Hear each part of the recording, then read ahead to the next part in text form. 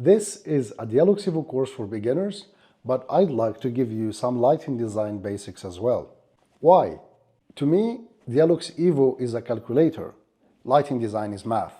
If you have a good calculator, but you know nothing about math, it's useless. So before we jump into anything, I'd like to remind every one of you of that most important lighting design principle. Your lighting design should adapt to the spaces and their occupants, not them adapting to your designs. I have been doing this for so many years, and trust me, I have seen a lot of great projects, but ruined by bad lighting. Another thing you need to know about is the lighting layers: general, task, and accent lighting. If you respect and apply this in your projects, you will thank me later. Now, let's go to our sketch. To adapt my lighting design to this bedroom users, there are a lot of questions to ask in order to understand how they use this space in a daily basis. One of them is who sleeps in which side of the bedroom and whether or not they like reading or doing any activities that require a good amount of lighting before they sleep. Do they wake up at night? It turns out that the husband likes sleeping in this side of the bed. So I'm gonna try to draw something. Sorry for my drawing abilities. That's the wife. And the husband likes reading a lot, and that translates into I need an adjustable light somewhere here that the husband would adjust it and move it wherever he wants the light in. As for the wife waking up a lot at night, I would need an indirect and smooth lighting that's going to be gentle on her eyes. Let's start with the first layer, which is the general lighting. I would place a luminaire that's going to be a suspension in this case because I have enough height actually, and this suspension I would need it to provide me lighting in a circle like this. So the beam angle should not be very small or very wide because I actually don't want the light to get, the direct light to get to this part of the bed to glare the couple, the lay-in couple. Then I have the task lighting, and I have this actually part of the bed.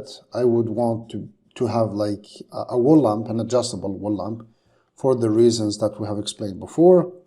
For this side, I would place a suspension to light up this table, to light up the things that we are going to have in the table without too much, light in the sides.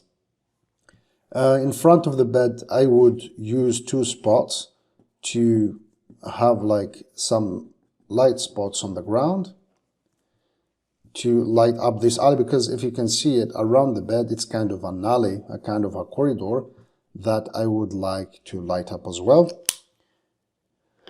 If you remember, we have a painting somewhere here and a plant here. I'm not the best at drawing, but still you can understand what I mean with my crazy sketches. So this painting here, I would need a projector, a nameable projector, to highlight this painting. So it's going to be a medium beam angle. As for this plant here, I would need maybe the same projector or almost the same. Maybe there would be a small difference of the beam angle. Actually, this one is going to be a bit narrow.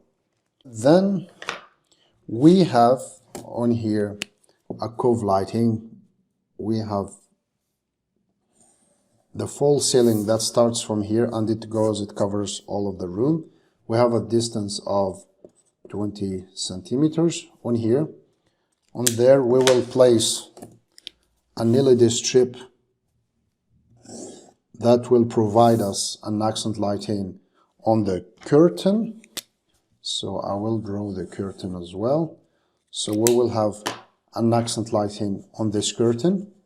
And the same LED strip is gonna provide us a task lighting on this area of the room. Same for this projector, it will provide us a task lighting in this area of the room. If you take a closer look at this layout, you can see that this suspension and this projector are on the same line. This projector and these two spots are on the same line. And that means that we can use a track, an L-shaped track, to have not all of these luminaires on it. This projector, the two spots, this projector and the suspension. So I will have something like this. So the track would have like a shape like that. And yeah, let's go to DIALux evo to see the 3D of all that. Great job! Keep learning, and I will see you in the next video.